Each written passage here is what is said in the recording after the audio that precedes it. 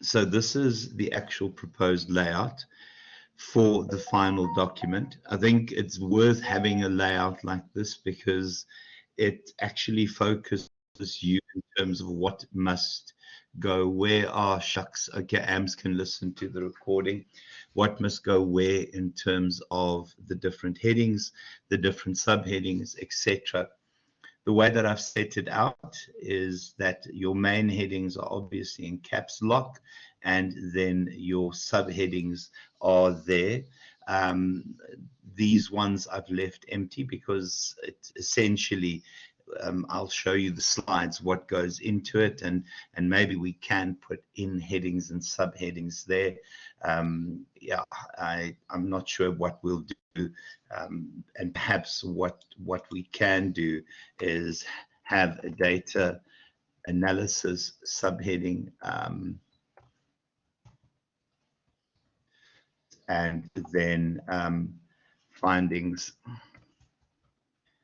as a second subheading. I think we can do that as well. We'll see how that works when we get there. Okay, so there is the layer. Put that on. I'll re-put the changed one onto the actual groups again. And then if we look at their layout, it's not ideal. It just gives us what marks are allocated where. What is essential is that we keep focusing on our rubric as we complete it, and then the different elements in terms of the rubric. Please make sure that it almost becomes a tick box exercise for you, that you isolate the different elements in terms of that you can almost mark yourself in order to get a sense of what you should actually get for this report. Now remember, this appears on VC Learn as my marking rubric, so I will follow that 100%. Insofar as connecting slides to this, and I will upload these slides as well, I'm going to go through these fairly rapidly. I think everyone at this stage has a sense of what goes where.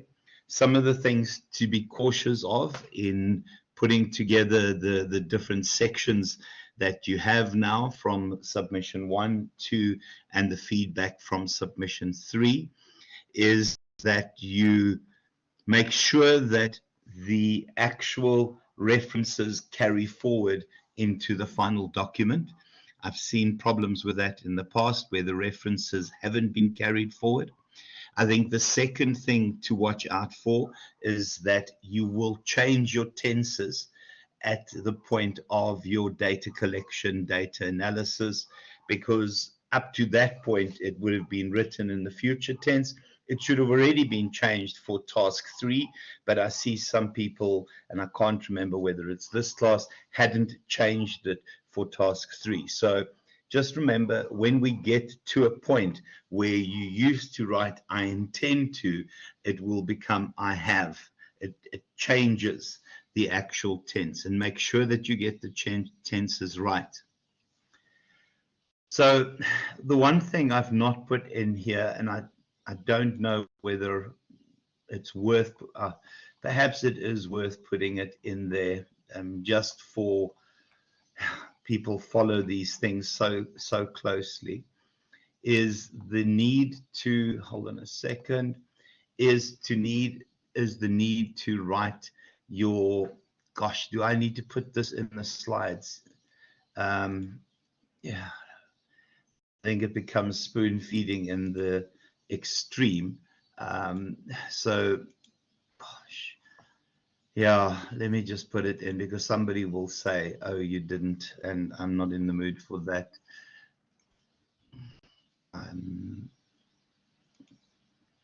So, yeah, remember, you have to put in an abstract. I can't believe I'm doing this. Guys, do not use the term executive summary. I just want to see your abstract. In terms of the abstract, it is a highlights package of what your actual presentation and your research is about. There are some really good examples of abstracts in the papers that I've shared with you, but please make sure that you give the key bits and pieces. It's almost a highlights reel in terms of Hollywood movies when they give you the taster of what potentially is in the movie. That's what you want to do here. So these are those key elements summarized into one page that gives us an overview of the research. Try and keep it to one page. The moment you're going beyond one page, it becomes too much. So it has to be that kind of highlights reel of what is in this document, what you did, what you actually found, some recommendations. You'll see what the abstracts have looked like in the other documents. So the abstract, absolutely essential. Please do me a favor, you write the abstract last. You write the abstract completely and utterly last. Let me put it in here as well.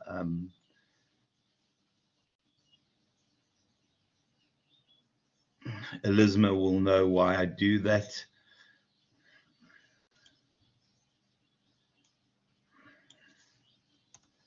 And just remember, get rid of executive summary. I don't like that notion.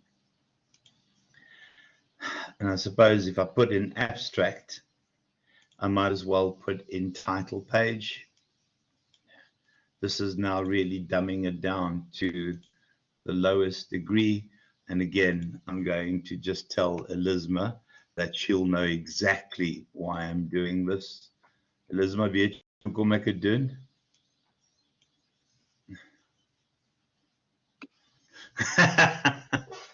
Elizma, hoekom doen ek dit?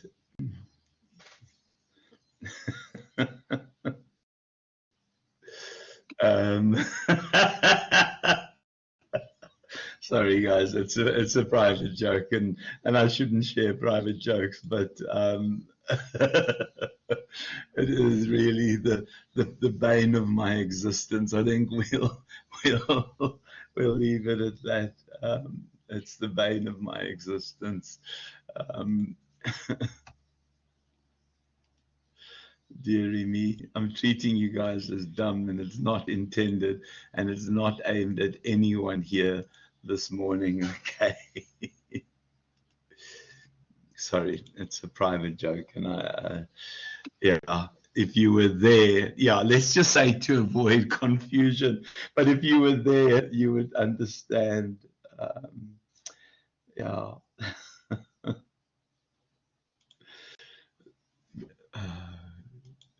Oh, dearie me.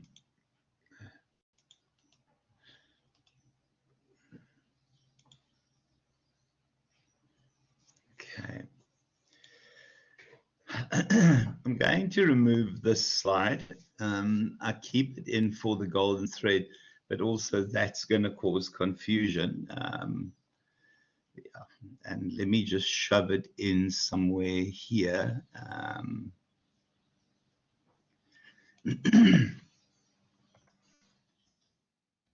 Right.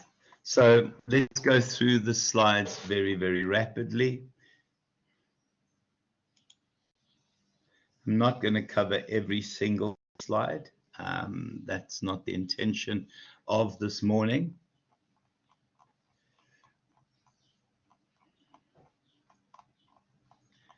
Right, so task 4, there we have our abstract, our contents page, our introduction. The introduction, everyone, remember, is one of those that has to really, really grab attention. I want to see an introduction that initially makes me look at it. It's that moment of me going, this is worth actually reading now, because it grabs the attention. It gives me a reason to read further. It is that kind of level of interest that you create within the first couple of sentences. I cannot tell you how important an introduction is. it is for me the essence of everything. I'm going to show you just one here. Ariel. This girl researched the mobile wallet that was initially launched by MTN. This was for honors this year. You can just see that this is an immaculate piece of work. Everything is in place. Everything is just amazingly articulate. That's what she did with the introduction. So MTN launched the mobile wallet 10, 11 years ago, and it essentially was a complete failure. And now they've relaunched it. And her research is, why did it fail and what would make it work this time around? So wonderful, wonderful introduction. Grab my attention. Please, if you are going to use that kind of opening line, put it at the top, in the middle, make sure that it pops, that it stands out. And then what she's done is she's given me an alternative there, which is also pretty cool. Key in terms of that is to transition into your first paragraph. So don't let those two bits hang alone.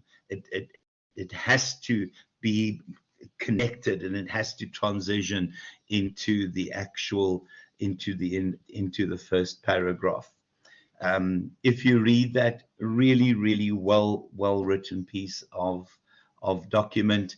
Also, she received 91% at an honors level, which is hell of impressive. You don't often see that. And then the introduction, and you can see what the introduction does. Grabs my attention, gives us an idea of why we're doing the study. Remember, try and ensure that you have some scholarly literature. One of the things that you want to avoid all the time in terms of my feedback on your research is that little line that goes, don't state opinion as fact. When you don't comment on things that we would consider common knowledge, then you have to reference it. Common knowledge is out there. These are things that we know. The sky is blue when it rains nicely, grass is green, etc., etc. You wouldn't reference that because that's common knowledge. But the moment it is something theoretical, something of substance that you believe essentially is not your own idea, please make sure that you actually then reference it. And the key thing in terms of this is that you're talking to a particular audience. So the moment I read the first couple of lines in your introduction or finish reading your introduction, I would know the kind of audience that this is aimed at. I've given some other bits and pieces. Please put some background information in your introduction. So, where we've been. So in terms of Ariel's and the mobile wallet, she can talk about what a mobile wallet is, what had happened the first time around, the kind of stuff that brought us to this point that essentially wants us to now do further research. This is absolutely essential. You don't have to have the term background in there, but I need to see some sort of reference to your background, what has brought you here. And when I think of the topics that I've looked at, and my goodness me, we have some amazing topics amongst you guys, there is sufficient reason to give us some sort of background discussion. There is always going to be the kind of stuff that went before that essentially had brought us to this point for us to now have to do this research. Then the rationale. Guys, it is not rational. In the rubric, I think they use the word rational. I can't explain to you how completely irritated I get when people misspell things in rubrics. Hold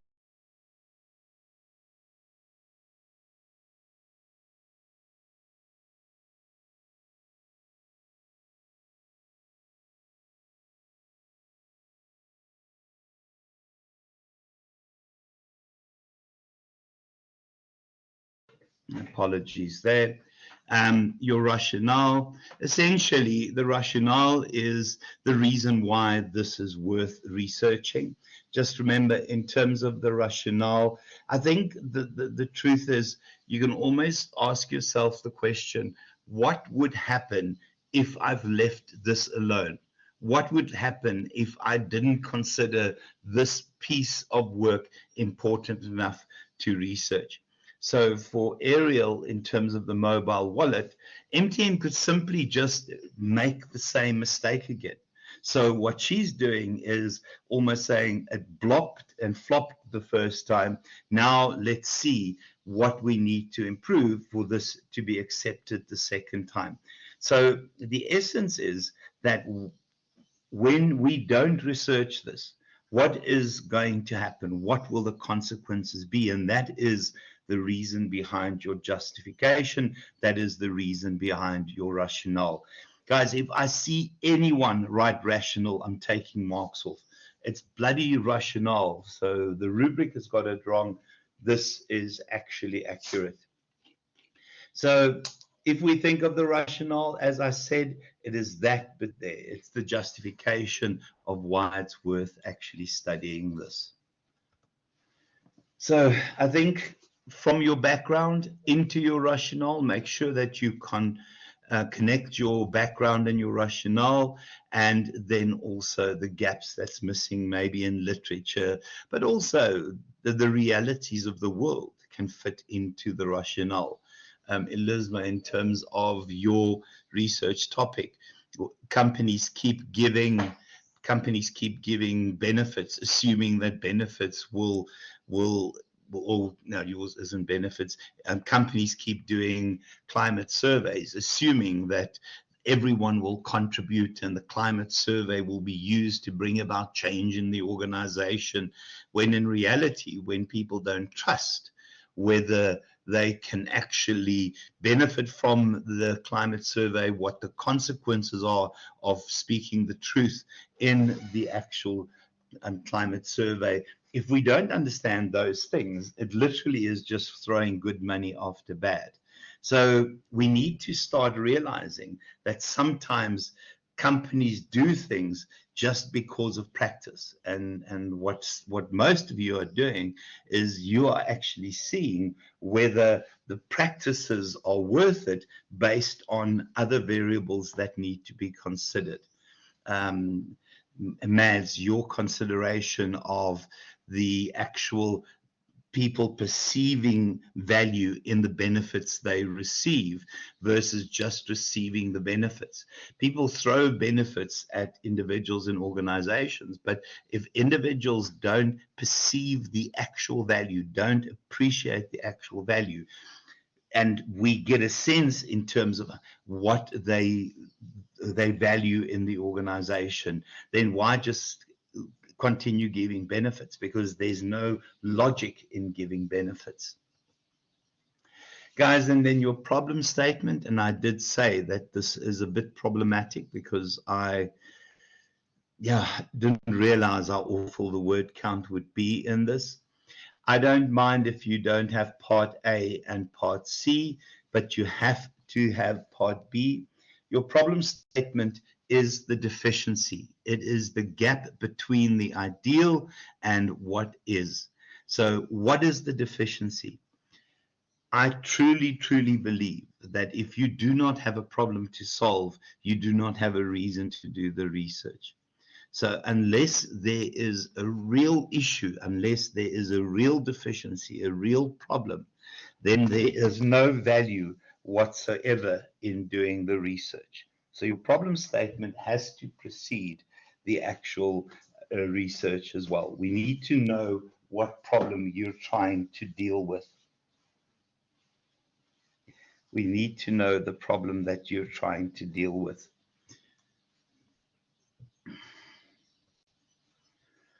And then from there, your research aim. Yeah, there are a couple of guidelines, a couple of rules in terms of the research aim. I think it has to be specific. It has to be concise. Please don't overdo the research. Try and keep it as simple as possible, very, very clear in terms of what you want to achieve, and then always write it as if you intend to make a real difference. So the goal orientation, a key part of that.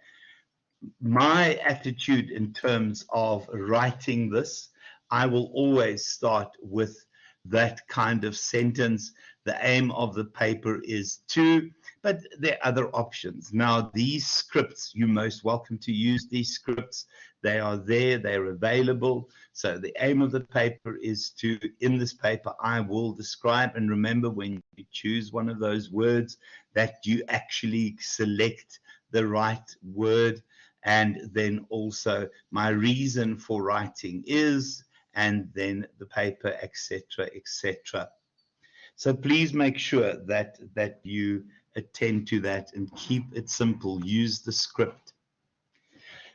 Your research questions, I have said this so many times, and I need to just go out from there. The research questions,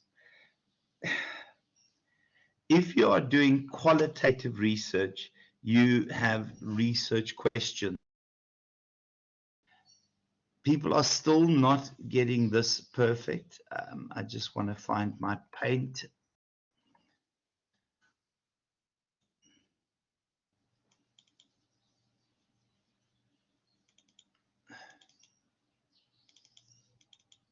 And now my paint won't open. Sorry guys, my laptop is just frozen. Okay, I should be back now. Oh dearie me. Sorry, can everyone still hear me?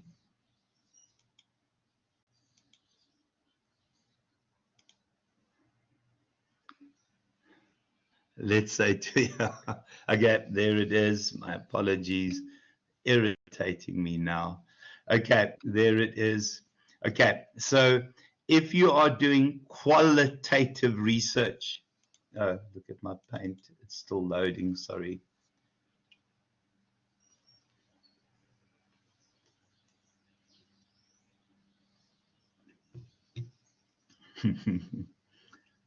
I actually have a very nice laptop. I can't understand why this is taking so slow. So if you are doing qualitative research, your main research question, I'm not going to say question one because, no, let's not do that.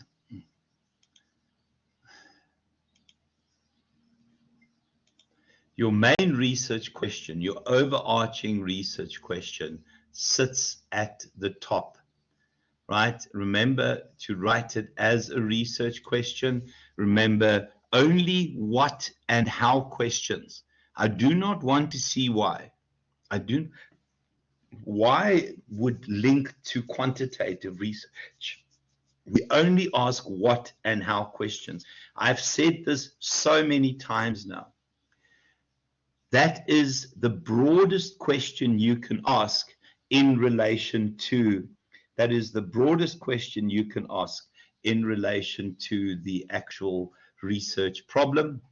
Remember the golden thread. Remember the need to actually keep that golden thread. Then what you need to do is you need to ask clarifying questions. Sometimes those clarifying questions are your process questions. They are the process questions. So these essentially clarify those elements.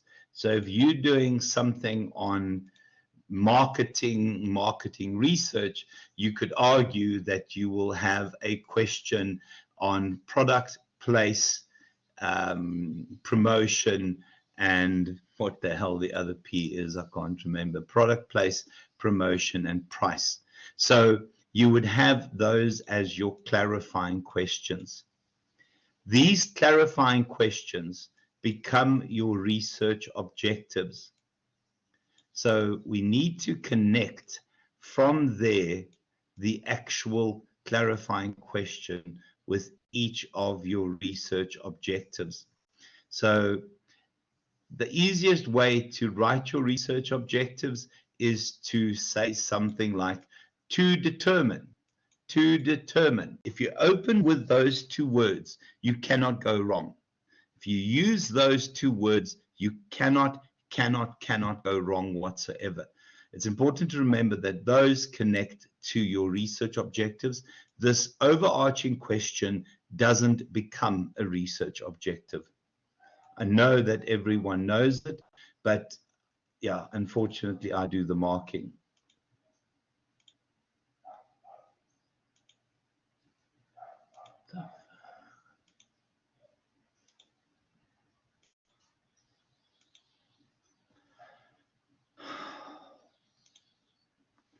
Right. And remember, never, ever never ask why questions. It's what and how questions there. Right. In terms of phenomenology, because we're all researching a phenomenon here, there it is. It's a what question. It really is just set in. You don't have to mention phenomenology at this stage, okay? And then in terms of quantitative research, you will have one single research question,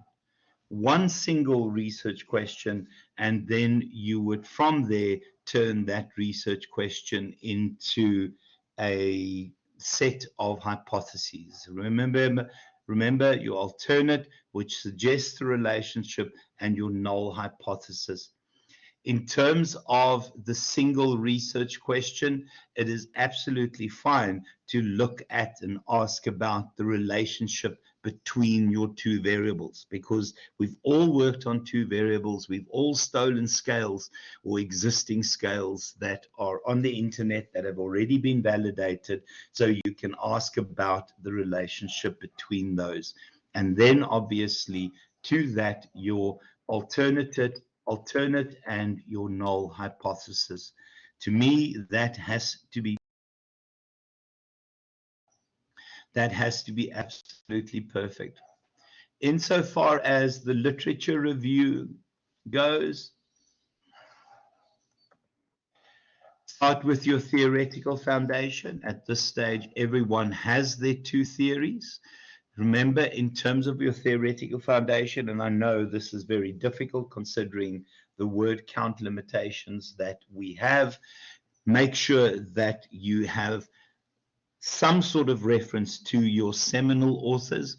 The seminal authors are the original founders, the original postulators of a particular theory. I need to see those names, and please don't reference it from another book. If you're taking it from another book, go to the reference list in that book and reference the original source. I want to see those original sources. And having said that, some of you guys have done that beautifully. You've gone back to the 1920s and used the reference from the 1920s. I absolutely love that part of it. It just shows that there's an understanding of the actual research.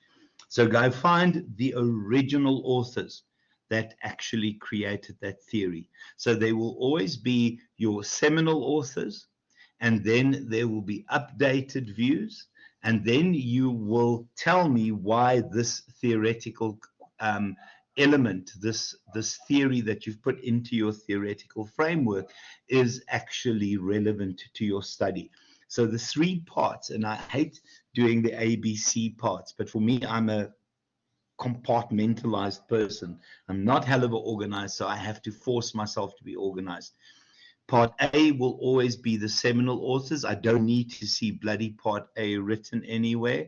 The second element will be updated views on that theory. The third element will be why that theory is actually relevant to your research. Remember, and some of you did this in the first submission, you wrote the theory as if it was created for your own research. First of all, that's bloody arrogant. Some of those theories were created 100 years ago. And if you think they were creating that theory then in crystal balling some sort of future for your research, yeah, I think that's silly. Right, and then your review of literature, key that has to come out of the literature are your themes. I think some of you struggled with the concept of themes. I am glad to say that most of us have mastered that issue, that I really have very, very impressive themes that have come out of the literature reviews. Just remember, 3 or 4 themes. We don't have a hell of a lot. But again, key in terms of that, what makes a good literature review is the way we integrate seminal as well as more modern authors, more recent writings on the actual topic. But the themes are important. Very, very carefully select those themes. Make sure that those themes emerge from your Make sure that the themes emerge from your research. Don't force the themes.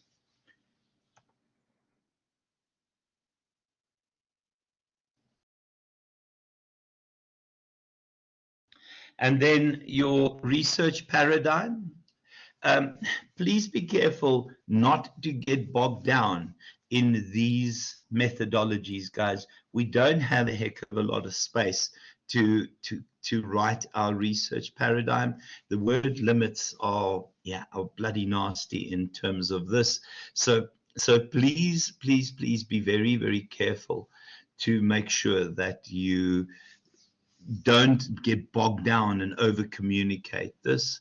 Ontology, obviously, the nature of our beliefs, how do we see what truth is?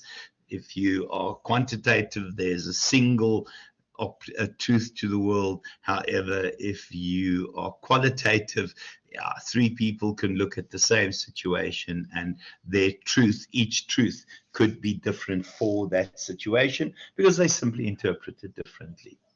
Epistemology, here we talk about the nature of the knowledge, and in truth is, I think, it's whether the knowledge can be viewed objectively in terms of.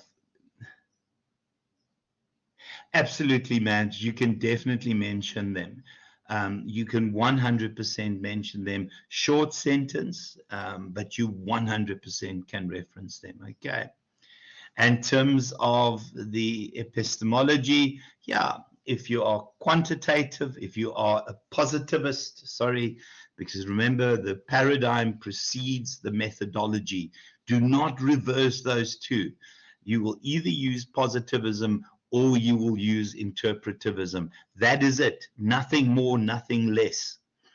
And then epistemology, if you are a positivist, it's always about objectivity.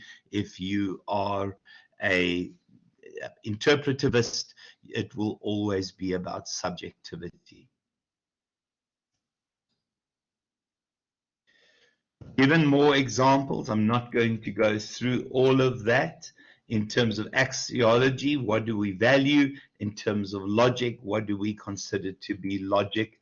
What I have, however, done is tried to make it simple. This slide is, for me, the bloody best slide out of everything I give you because it breaks down your different elements in terms of positivism in very, very simple terms, and then in terms of interpretivism. Please, everyone, make sure that you maintain the golden thread, that you do not wander between those two. You are either writing on that or you are writing on that. I'm hoping that you guys can see my cursor move up and down. It's not really that clear. Do not wander between the two. That is not the intention of this research. There are some more breakdowns. I don't know why I've given so much. And then I've now snuck this slide in here. The reason I have this slide is that it allows us to logically essentially see what a golden thread is. Please see there, qualitative research obviously links to interpretivism, and here is a layout of the kind of terminologies, the kinds of biases, the kinds of ways that we would present information as a qualitative researcher. If you're looking at quantitative, you'll see there is a very different tone to it. It's about objectivity. Here, it's about the fact that we immerse ourselves in the lives of others, which will then imply some sort of subjectivity. Do not wander between the two. Guys, for me, I would print this slide out and I would stick it above my computer, and this would be my guide in terms of what happens in the rest of this document. I cannot emphasize that enough. I really cannot emphasize that enough. This to me is the best way to make sure that you don't bugger up the golden thread. And if I ever say, somebody asked me the other day, oh, why do I say golden thread? I've mentioned the term golden thread so many times, but the golden thread is the idea that everything links logically to everything else, that everything essentially belongs in the same sort of category, that if we are going to make a cake, we would put those ingredients in. If we are going to prepare a curry, it would be very different ingredients, and we're not going to put cake ingredients into curry and curry ingredients into cake, because it would be bloody stupid. And it's the same thing in terms of this. I think that's the worst analogy I've ever used. My apologies. Population, here is the discussion of the population. Again, I've given a lot of information about sharing a characteristic. Those characteristics provide our parameters and essentially gives us what makes it unique, the size, the nature of the population. From there, we need to transition to our target population, everyone that essentially is within those parameters. And then our accessible population. Most of you work in Durban, and no, sorry, we have people from around the country. My apologies. And the accessible population would be the idea that these are the individuals that logically, based on our budgets and our time constraints, that we can actually interact with. Please make sure to copy from those slides. And then sampling. Yeah, if you are going to do qualitative research, you will use non-probabilistic, non-probability sampling. Please make sure that when you write here, that you don't just write purposive sampling and go and adopt a different approach. Purposive, I always think that everything that we do here is about purposive sampling.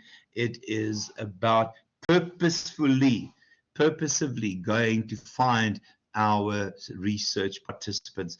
Please also just make sure that if you're doing qualitative, you use the word research participant. If you're doing quantitative, you will use respondent. All those elements add to your actual golden thread. And also, guys, please remember that I get moderated for this. So once I marked, my marks get checked. My marks will actually get checked. So purpose of sampling, there they are. And then if you want, you can connect it to snowball sampling, where one of your purpose of sampling people would then suggest someone else, and they would suggest someone else. I know somebody did that really well in their write-up. I can't remember who it was. I think it was actually Amber. And then, yeah, quantitative, yeah, remember probability sampling, where everyone has an equal opportunity to be part of your research. Please give it very simple random sampling, systematic sampling. I know that, Mads, you did amazing work. You did a sampling calculator, I think, and from there randomized the numbers through something. It was so nicely done. I mean, it is so above what we're expecting at this level. Yeah, and then data collection. If you are doing qualitative research, you would have done open-ended interviews. Those interviews should be complete already. On the basis of those interviews, you would transcribe the interviews, and then the coding process will start. I've been very impressed with the coding processes, guys. I've been immensely impressed with the coding processes. I have told one or two people that they need to change their write-up. I think Amber isn't here, but she will listen to the recording. I think I said to Amber just to make a slight change from deductive to inductive. So this to me is an essential part of creating value in the research. This is also the first time, if you think of it, once you've done your interviews and you've started the transcriptions and you've moved to the coding processes, that you're adding value in terms of research. And then data collection, quantitative, remember it was surveys, and then your data analysis. I've suggested we use content analysis. Please, please, please don't try and describe this entire process. You will have to water it a bit down because I am worried about word count, but those are the steps. Please make sure that if you're going to write those steps, that you actually use the steps for the qualitative people, okay? And then, yeah, I think there are many ways of coding. I think the reality is we have really, really now nailed that. I've seen some amazing, amazing bits of research and coding, etc. And then stats, and again, I have seen some amazing, amazing work done. Mads, yours was a work of art in terms of what you had presented. So from a statistical perspective, remember, we are only using descriptive stats. I did ask somebody to remove the term inferential. What you had done wasn't inferential, it was descriptive. I can't remember who wrote inferential statistics on their submission. Just make that change, okay? So descriptive statistics, those are the different elements that we do. I believe that using a correlation is always going to be a descriptive statistic. I'm not going to go through all of these. I think most of you have now mastered this and have really presented it beautifully. I'm not worried about that. There is the description of the correlation coefficient. You can, oh gosh, I did pick up another correlation coefficient that was even finer in terms of the, I don't know if I'm going to find that to put in there. Sorry, guys, I'm just thinking on my feet now. I did share it with some people. Data analysis. Is it this one? Let me just see if it's this one.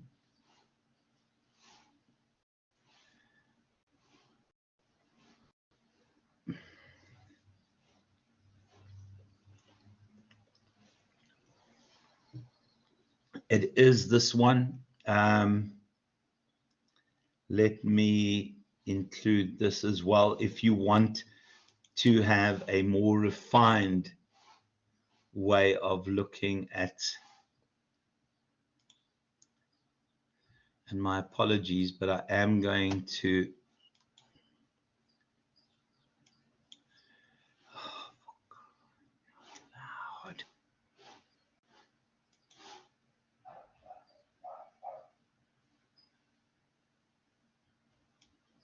if you want a more refined, if your numbers are a little bit iffy, yeah, and just remember the authors that suggested the more refined approach are there. Let me just shove it into a slide. I think it might be valuable. I know some people did use it. I know that some people had in fact used this.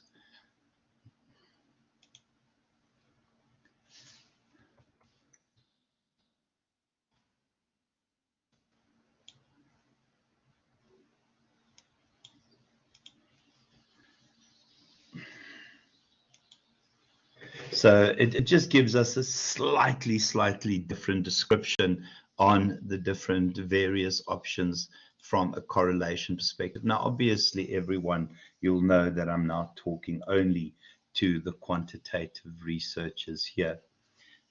I'll leave that one in. Yeah, and then your hypothesis testing, just remember you don't have to go into the or every single detail in here. Keep it simple in your description. And then presenting data, guys. Yeah, it is how visually appealing we make it in terms of quantitative. Yeah, often an easier way to do it. I need to move the slide.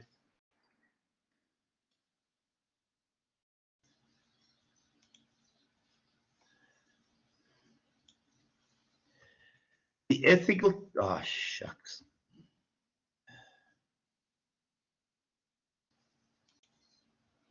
The ethical considerations. I think we have enough examples of ethical considerations already, just to show you what Ariel had done.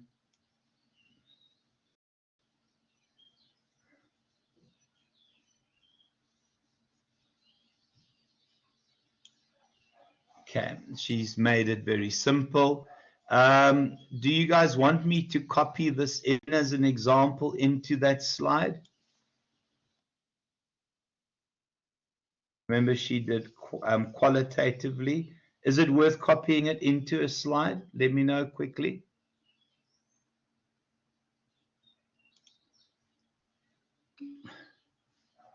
Okay, let me do it. Guys, don't blindly copy word for word because that would just be silly now. But it gives us an idea of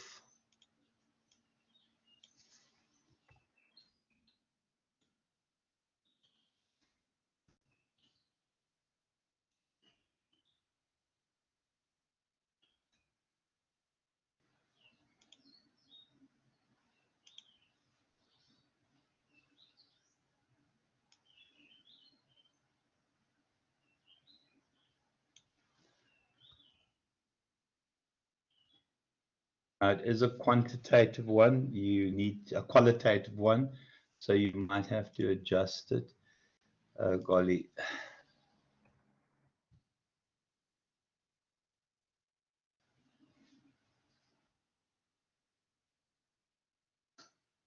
What have I done now?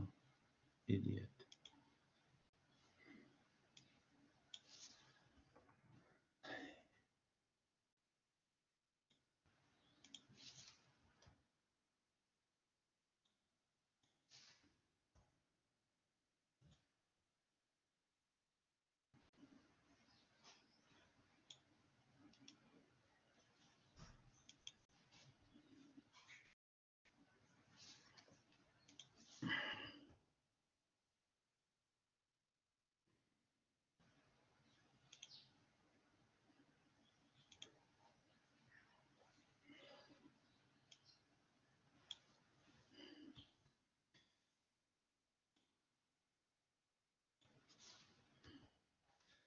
Gosh.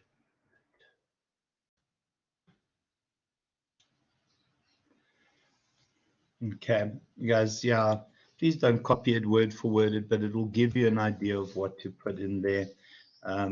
Limitations, yeah, just remember everyone's limitations will be unique, completely and utterly unique. Ariel put a whole bunch of limitations into hers. Let me share hers with you, and you can have a glance at it. Hers would always be different to yours. She might not have encountered the same problems as you did. So just remember that.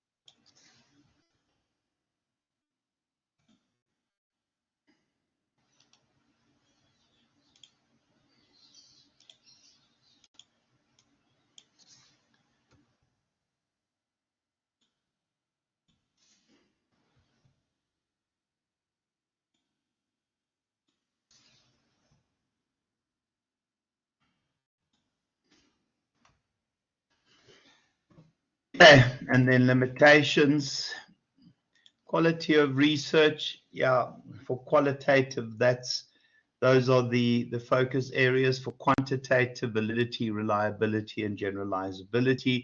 Remember to discuss in there how you made sure that you adhere to all those quality issues. Let me see what Ariel has done. Da, da, da, da.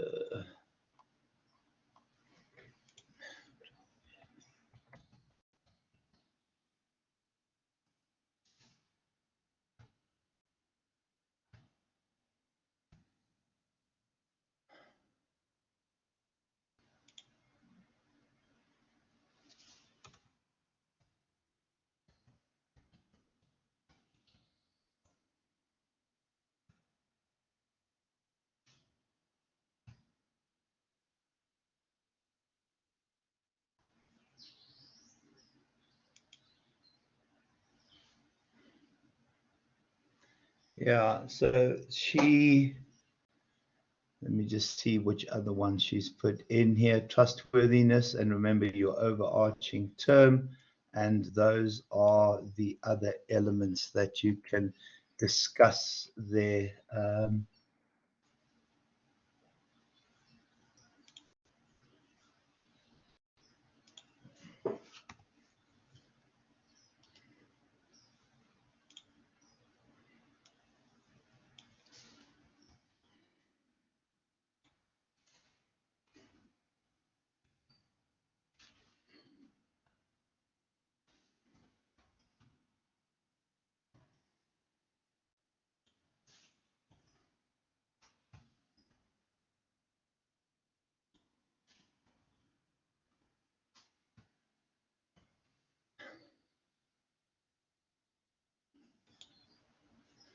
And then your conclusion. I'm not writing your conclusion for you.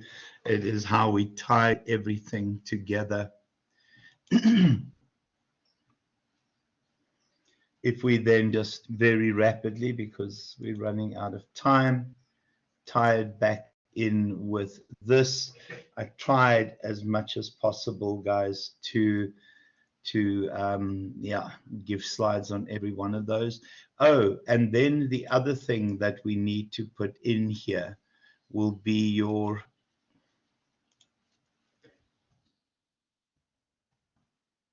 remember to put in your attachments, your addendums, your annexures. Remember, we need to put in those addendums, whatever you think is necessary to just show what Ariel had put in. It will give everyone an idea of the kinds of stuff that she had included. Just as an aside, sorry about this. She used some software, and I can't, and it was in my mind a second ago to do a way of verifying her coding. I can't remember what it's called. If it comes to me, I'll share that with you guys. But this is a description of what immaculate is. Okay, it really is a really wonderful piece of work. In terms of her attachments behind your, oh, I need to put this in as well, your reference list, because people say, you didn't have a good reference list in.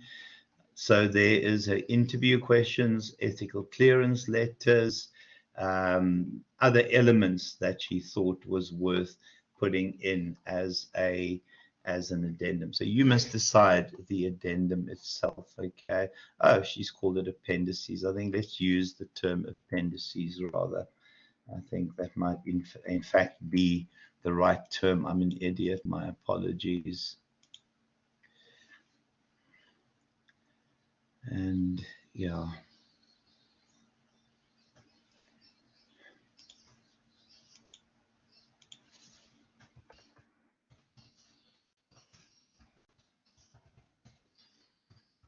Just in case somebody says, oh, it wasn't in the slides.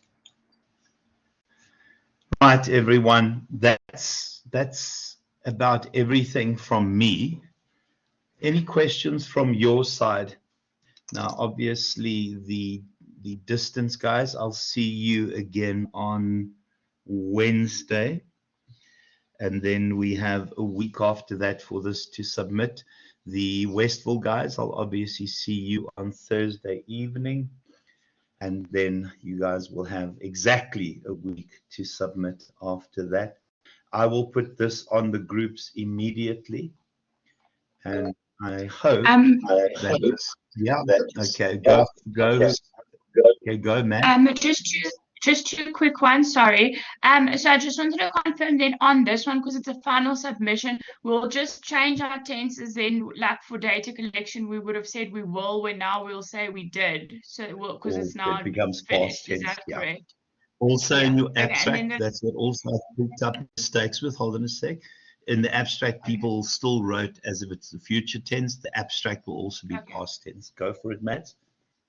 I'm sorry, then the last one, I know you did mention it in the previous lecture, but I just wanted to know in terms of, we're obviously limited by word count. So I know the audience we're writing for is academics. So in this, for example, if we're mentioning like target population and accessible, we don't still have to say like the target population constitutes this and then apply it to our study. Can we just say the target population of this study is XYZ?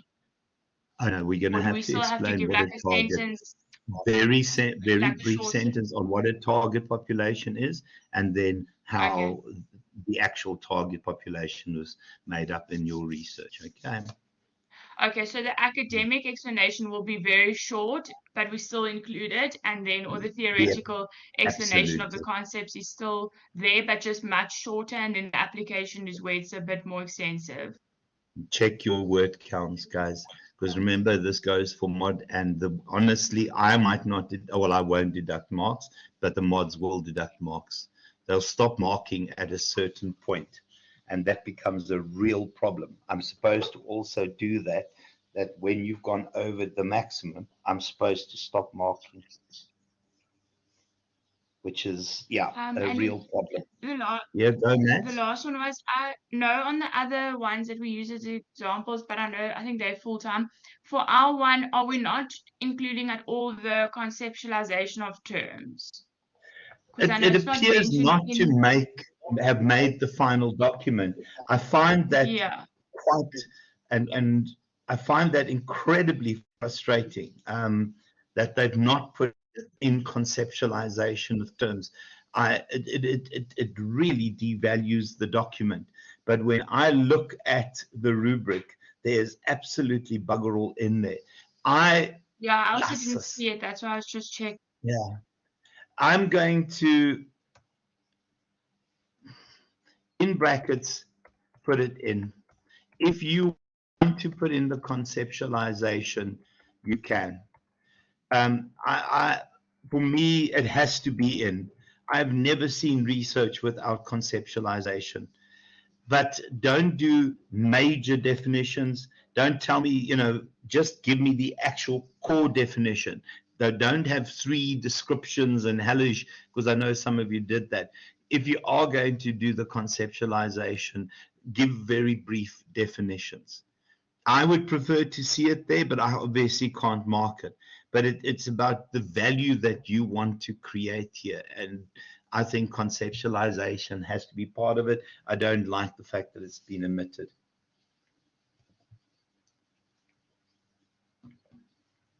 Does that make sense, Matt? Yeah, I'm happy. And then, for the research, we had to get the participants to sign those forms. Those signed forms, are we just keeping them in case they ask for them, but we don't actually Just physically the include them in the original one submission? you got them to sign. So remember, Yeah. it's anonymity, so we can't share it, but you have to store your information for a couple of years. Okay? Perfect. So find a box, Happy. shove it in the ceiling somewhere. Okay. Thanks. That's all from my side. Sorry. Perfect. Hey. Ransom, boy, what's happening?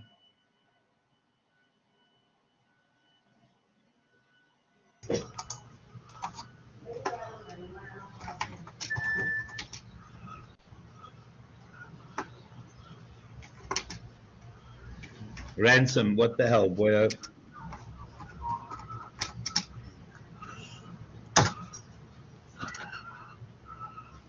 Did you get your answer? Perfect. But anyone else?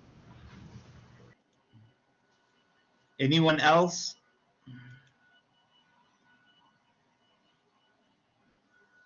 Okay, guys, if there are no more